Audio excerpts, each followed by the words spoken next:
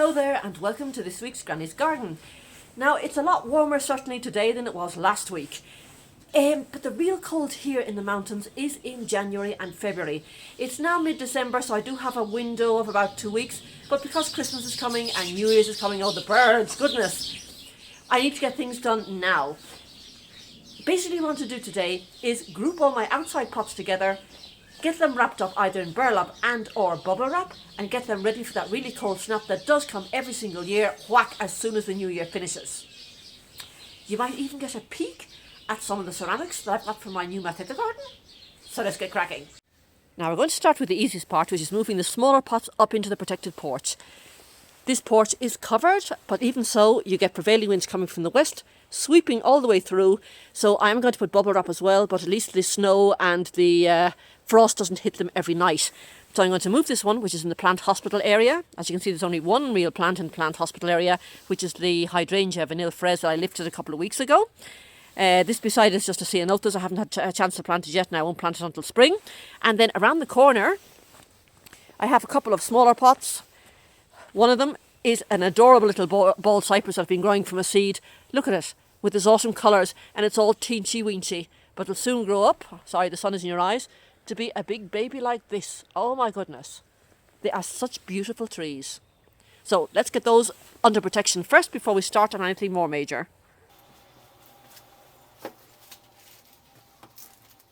Now the next thing I want to try and move are the fuchsias. Fuchsia is a very difficult plant for me to grow here. It takes a lot of effort. We've got our very, very hot summers and they just don't like it. So I tend to move them into the shade and keep them well watered. And they look very, very miserable during the summer, but as soon as September comes and temperatures drop, they bounce back and they look lovely. Winters, again, fuchsias love temperatures between 60 to 70 degrees Fahrenheit. And they will take freezing for a short amount of time, but below freezing, they usually die off.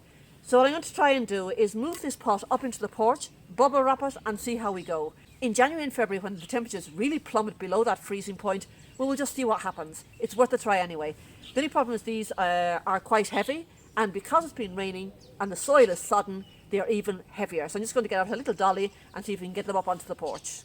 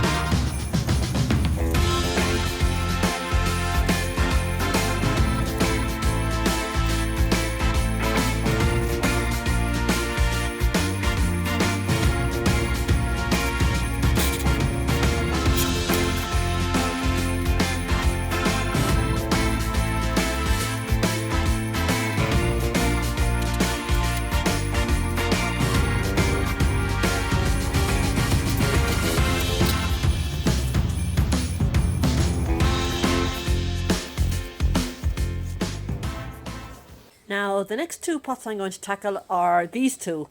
I've left them in the chill out area, which has got a roof on it, but it is quite chilly, and you'll see that they are lemon trees. Now if you remember, I did state that I was going to do an experiment on the 4 lemon trees I have. 2 of them were going to overwinter in the basement and 2 of them are going to overwinter outside. So I've just popped them in this seed box, and what I've done is I've collected these fantastic things that come in the Amazon boxes. They're huge big bubble wraps. So what I'm going to do is first of all snake it in and out of the terracotta pots. So we'll do that first.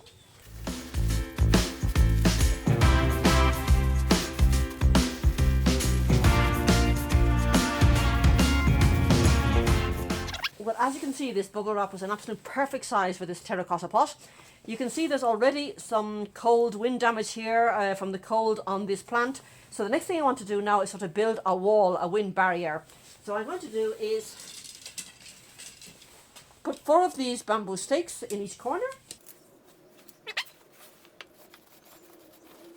And then what I want to do is just get larger bubble wrap around to make sort of like a wall. I don't want to put a roof on it because it's got a roof over it. I want to let them breathe, but I do want to give them that protection. Remember, they are very young plants. And what I'm going to do with this is be terribly modern and put a clothes peg on it. Hold it in place while I'm doing it.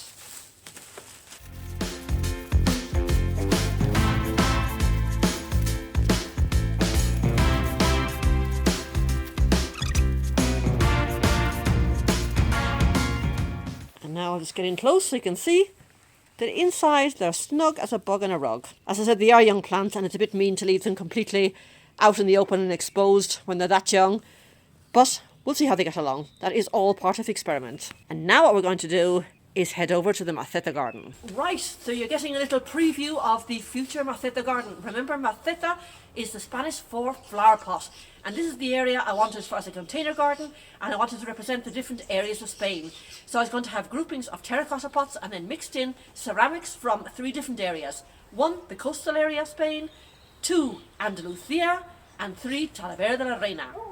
Now, thanks to my wonderful children, I've had a kickstart on 2 of those areas, the coastal and Andalucía. So let's have a quick peek.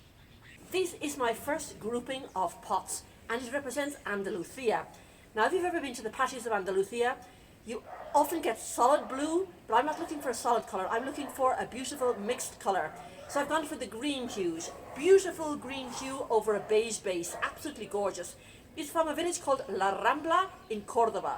Now, La Rambla is also known in English as the pottery village because it's got hundreds and hundreds of shops exclusively dedicated to pottery. Absolutely wonderful. So as you can see, I've got 2 different shaped ceramic pots, one more squat and wide, one taller and more urn-like. Really looking forward to getting them planted up in the springtime, but just to have a little peek for you now. And also, because it's got the green hues, I have all ready and waiting green fireglass to go with it, particularly on top of the agapanthus pots, which are nice and flat, and will really show off or bounce the colour one off the other.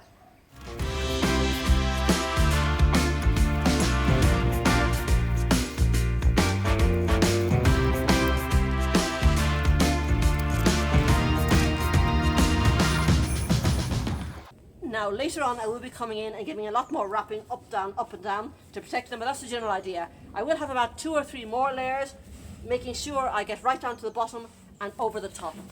But that's basically it. So now let's move on to the next group.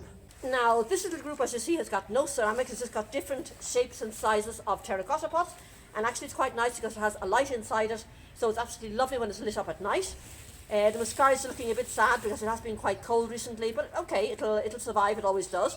Now this area, as I said, is going to be Talavera de la Reina, and Talavera de la Reina has got the most magnificent pots. The type of pot I'm going to choose from the Talavera range are the yellow ones, or the ones with the yellow hue to them. That's why I've got here fireglass, gold, yellow, pale yellow fireglass, and I think it's going to look lovely.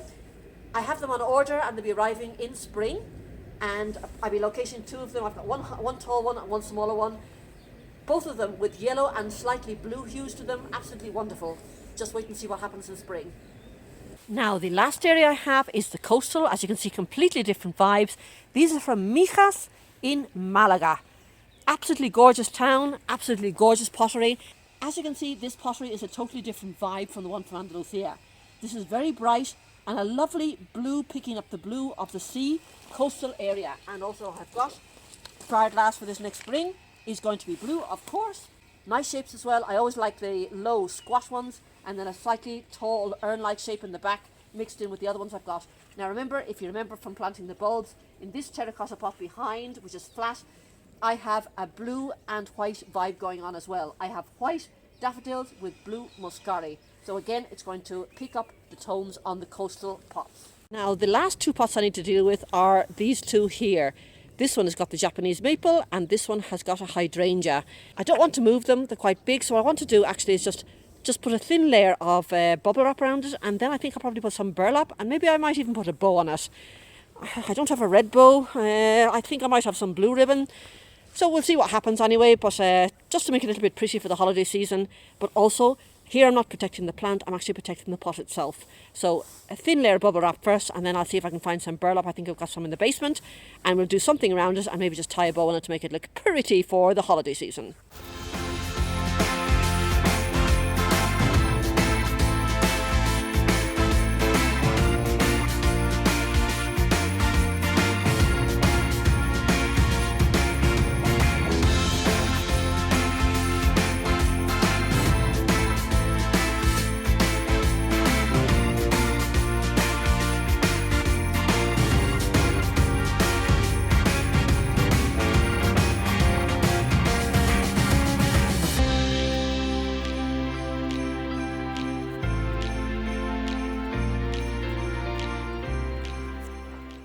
Well, it's definitely not meant to be a Christmas decoration. It's just a nice way of keeping it warm, and I love these pots and I just want to keep them nice and safe from any winter freezes, and just put a bow on. It's just what I have. Not very nice bow, but it is something festive.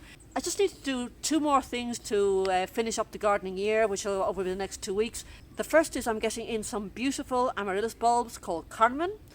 And also I need to do some winter pruning. Now normally I do all my pruning in the month of February and March, but there are what I call bleeders. And I've got 2 or 3 bleeders in this garden that need to be done this side of Christmas rather than the other side of Christmas, or at least this side of the new year rather than the other side. So I don't know which order they're going to come in, amaryllis and bleeders, but that's what I have between now and the end of the year. Well, I hope you've enjoyed this video. Don't forget to protect those containers, particularly if you're in the nasty areas with those sub-zero temperatures constantly, which can make this freezing and thawing a bit of a problem, particularly if you've got ceramics. And I'll see you here next week in Granny's Garden. Bye-bye now.